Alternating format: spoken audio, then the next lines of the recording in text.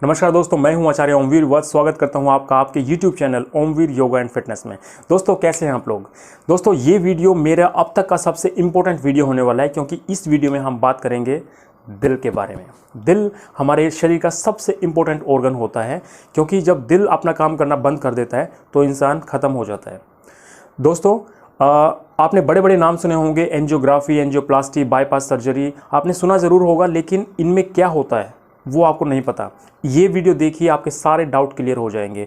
एक एंजियोग्राफी होती है। एंजियोग्राफी कराने के बाद आप हज़ारों रुपए लगाते हैं, पैसा लगाते हैं, हॉस्पिटल में एडमिट होते हैं, उसके बाद आपकी एंजियोग्राफी होती है और उस एंजियोग्राफी से आपको पता चलता है कि आपके हार्ट में ब्लॉकेज है या नहीं है, और है तो कितने % है और कहाँ पे है। लेकिन हमारे पुराने ज़माने में जो हमारे पूर्वज होते थे, जो हमारे ऋषि मुनि होते थे, वो लोग किस तरह से पता लगाते थे कि हार्ट में, दिल में कोई तकलीफ़ है या नहीं है, या ब्लॉकेज है या नहीं है। तो उनकी जो टेक्निक होती थी वो भी मैं आप लोगों के साथ शेयर करूंगा। बिना किसी पैसे के, बिना किसी डॉक्टर के, बिना किसी क्लिनिक के, घर पर बैठे बैठे आप पता लगा सकते हैं कि आपके हार्ट में कोई ब्लॉकेज है या नहीं है, और है तो कितने % है। जी हाँ, ये आप घर पर बैठे बैठे पता लगा सकते हैं। वो मैं इस वीडियो के लास्ट में आप लोगों के साथ शेयर करूंगा, तो वीडियो को लास्ट तक ज़रूर देखिए। चलिए शुरू करते हैं।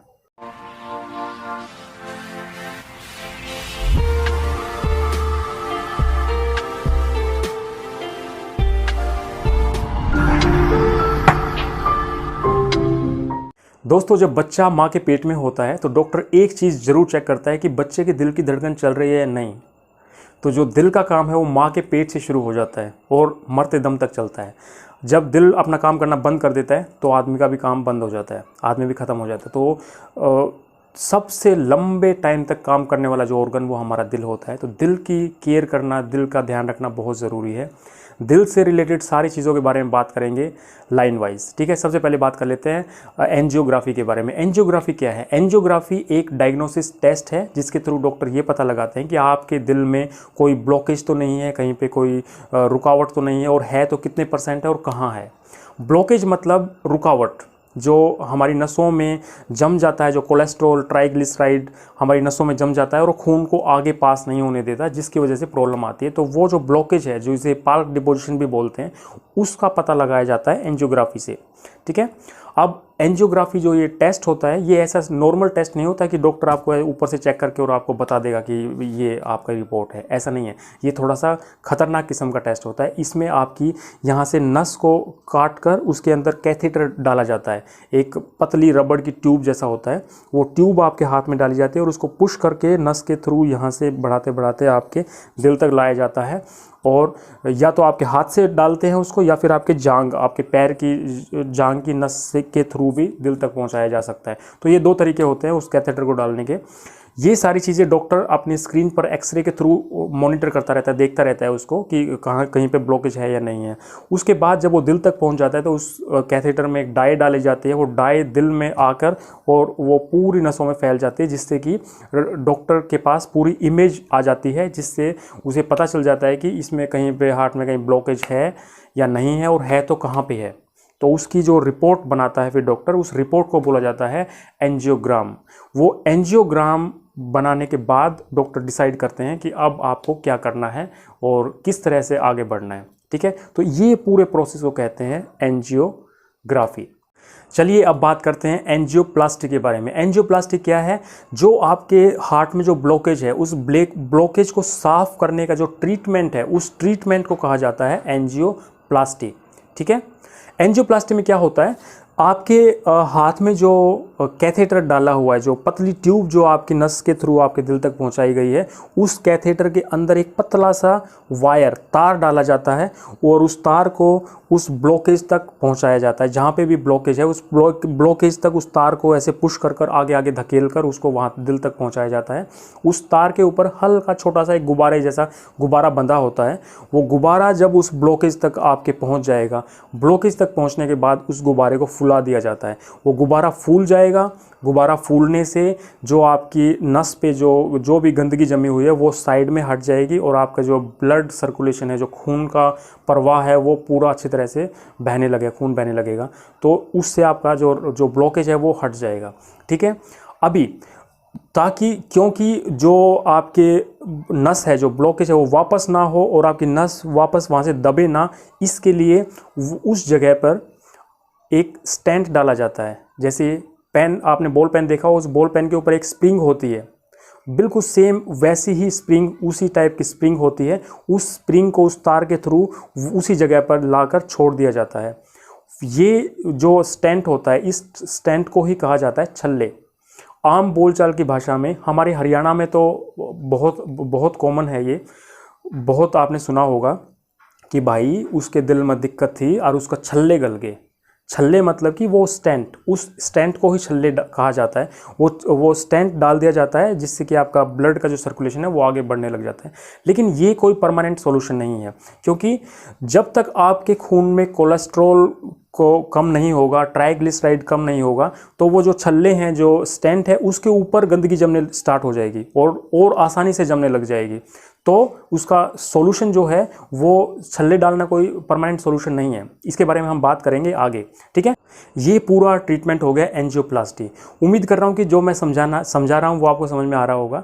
मेरी हमेशा कोशिश यही रहती है कि चाहे कोई वेल एजुकेटेड पर्सन हो या फिर कोई कम पढ़ा लिखा अनपढ़ व्यक्ति हो, दोनों को ही मेरा वीडियो समझ में आना चाहिए। मेरे बोलने का स्टाइल इतना सिंपल रखता हूँ मैं, ताकि आप लोगों को ज़्यादा से ज़्यादा समझ में आए। तो दोस्तों, वीडियो को लाइक कीजिए, शेयर कीजिए और अपने सगे संबंधियों को इसको शेयर जरूर कीजिए, ताकि सबकी जागरूकता बढ़े, सबको पता चले कि क्या कैसे होता है, ठीक है। चलिए अब बात करते हैं coronary artery bypass graft. Simple शब्दों में अगर कहें तो बाईपास सर्जरी। जी हाँ, बाईपास वैसे ही हो गया जैसे कि एक मार्केट से बीच से सड़क पे ना जाकर शहर के बाहर से एक सड़क बना दी जाती है जिसे कहते हैं बाईपास रोड। तो वैसे ही बाईपास रोड के जैसे ही बाईपास सर्जरी होती है। इसमें एक अलग नली, खून की नली बना दी जाती है जो कि हमें बाहर से जाकर डायरेक्ट हार्ट को ब्लड की सप्लाई करती है, तो उसे कहते हैं बाईपास सर्जरी। अब वो जो नली होती है, खून की नली, जो ट्यूब होती है, वो कहाँ से आती है? वो भी आपके शरीर से ही निकाली जाती है। आपके पैर के हिस्से से, आपके पैर से या पेट से या हाथ से, कहीं से भी एक नली को निकाल कर और इधर दिल में जोड़ा जाता है, उसे कहते हैं बाईपास सर्जरी। अब ये जो पूरा प्रोसेस होता है बहुत ही हाई रिस्क सर्जरी होती है। इसमें आपकी छाती को पूरा काटा जाता है और ये काटने के लिए भी बहुत मुश्किल होता है इसको काटना, क्योंकि और कहीं ऑपरेशन होता है तो चाकू से काट लेते हैं, लेकिन इसको काटने के लिए यहाँ पर रिब केज होता है, यहाँ पर ये बोन होती हैं, तो इसको काटने के लिए एक अलग टाइप का, जैसे ड्रिल मशीन होती है, जैसे वो घूमता है, ब्लेड घूमता है, उस तरह से उस इंस्ट्रूमेंट से इसको काटा जाता है और इसको फिर ऐसे खोला जाता है। खोलने के लिए भी जैसे जैक होता है, ऐसे जैक के जैसे मशीन होती है, वो उसको ऐसे धीरे धीरे खोलती है और इसको खोलकर फिर आपके दिल तक पहुंचा जाता है। दिल तक पहुंचने के बाद अब दिल वहाँ पर धड़कता हुआ दिखता है। दिल को आप नहीं छेड़ सकते धड़कते हुए, क्योंकि अगर दिल का काम करना बंद हो गया तो आदमी ख़त्म हो जाएगा। तो इसीलिए एक छोटी सी टेम्परेरी मशीन लगाई जाती है। उस मशीन से पूरे ब्लड को कनेक्ट किया जाता है, ब्लड वेसल्स को कनेक्ट किया जाता है और वो मशीन के थ्रू पूरे बॉडी को ब्लड की सप्लाई की जाती है। उसमें 3-4 बोतल ब्लड का, खून का लगता है और जब वो मशीन चालू हो जाती है उसके बाद फिर आपके हार्ट को काट कर और उस नली को जोड़ा जाता है। वो जो ट्यूब जो जोड़ी जाती है, अगर वो जोड़ना भाई एक बहुत बड़ी क्रिटिकल चीज़ होती है, अगर थोड़ा सा भी गलत जुड़ गया तो बहुत बड़ी प्रॉब्लम हो जाती है। और दूसरा क्या होता है कि जो हमारा ब्रेन है और जो हमारा हार्ट है, वो दोनों एक कोऑर्डिनेशन में काम करते हैं। ब्रेन अगर ज़्यादा ब्लड सप्लाई हो या धीरे हुआ तो ब्रेन उसको सिग्नल देता रहता है, लेकिन वो ब्रेन उस मशीन को सिग्नल नहीं दे सकता और वो मशीन उस ब्रेन का सिग्नल नहीं सुन सकती। तो वो जो टाइम होता है बहुत क्रिटिकल टाइम होता है। भगवान ना करे कि कोई आदमी इस सर्जरी तक पहुँचे, किसी की ऐसी नौबत आए कि उसको सर्जरी करानी पड़े, तो इतना खतरनाक होता है ये बाईपास सर्जरी, ठीक है। तो अभी आपको समझ में आया कि बाईपास सर्जरी कैसे होता है। उसके बाद उस मशीन को धीरे धीरे हटा लिया जाता है उस नली को जोड़ने के बाद, और वापस उस दिल की जो सप्लाई है, ब्लड की जो सप्लाई है, वो वापस दिल धीरे धीरे चालू करता है और फिर वापस से उसे जोड़ा जाता है, टाँके लगाए जाते हैं और इस तरह से उस पूरे प्रोसेस को ख़त्म किया जाता है। तो ये हो गया बाईपास सर्जरी। चलिए दोस्तों, अब उस टेक्निक के बारे में बात कर लेते हैं जिससे आप बिना किसी डॉक्टर के, बिना क्लिनिक के, बिना एंजियोग्राफी के आप पता लगा सकते हैं कि आपके हार्ट में ब्लॉकेज है या नहीं है, और है तो कितने % है। देखिए, आप लेटे हैं, बैठे हैं और आप चल रहे हैं और आप दौड़ रहे हैं और आप भाग रहे हैं, इन तीनों सिचुएशन में आपके हार्ट बीट, जो आपके दिल के धड़कने की जो स्पीड है, वो अलग अलग होती है। इन तीनों ही सिचुएशन में आपके दिल को जो ब्लड की और जो ऑक्सीजन की ज़रूरत है वो अलग अलग है, ठीक है। तो इसी चीज़ से हम पता लगा सकते हैं कि हमारे हार्ट में कितनी ब्लॉकेज है। अगर आप चल रहे हैं, आपको कोई तकलीफ़ नहीं होती, लेकिन आप जब दौड़ना स्टार्ट करते हैं, आप भागना स्टार्ट करते हैं, तो आपके चेस्ट में पेन होता है, आपके छाती में पेन होता है, तो आप ये समझ लीजिए कि आपको 70% ब्लॉकेज है। ठीक है।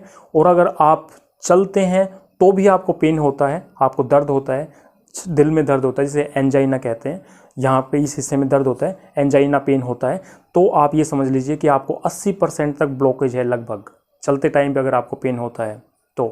और अगर आप लेटे हैं, सीधा बैठे हुए हैं, तो भी आपको पेन है, तो भी आपको एंजाइना का पेन होता है, तो आप ये समझ लीजिए कि आपको 90% तक ब्लॉकेज है। ठीक है। तो ये बहुत सिंपल टेक्निक है जिससे कि आप पता लगा सकते हैं।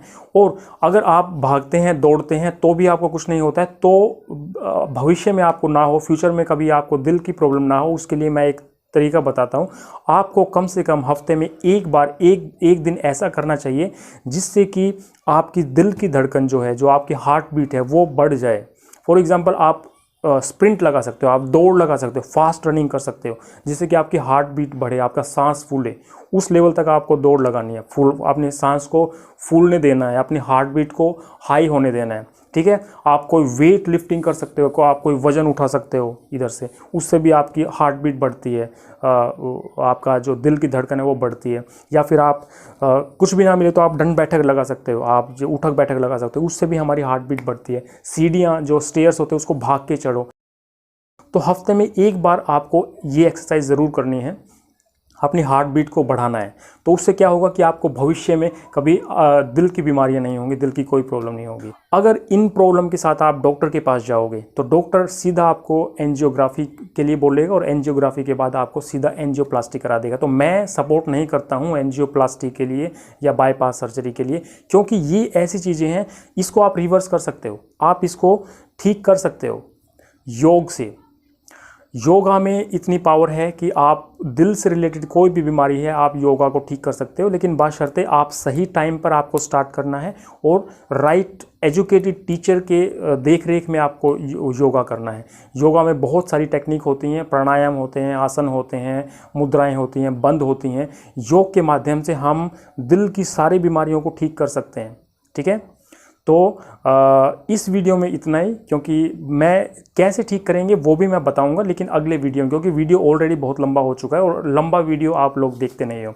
तो दोस्तों, अगर आपको मेरा वीडियो इन्फॉर्मेटिव लगता है तो प्लीज़ इसे चैनल को शेयर कीजिए और इस वीडियो को ज़्यादा से ज़्यादा लोगों तक पहुंचाइए, ताकि जो भविष्य में लोग डॉक्टर्स के, हॉस्पिटल के बेफालतू के सर्जरी के चक्कर में ना पड़ें और अपने खुद स्वस्थ रह सकें और लोगों को पता चले कि क्या होता है इन सब चीज़ों में।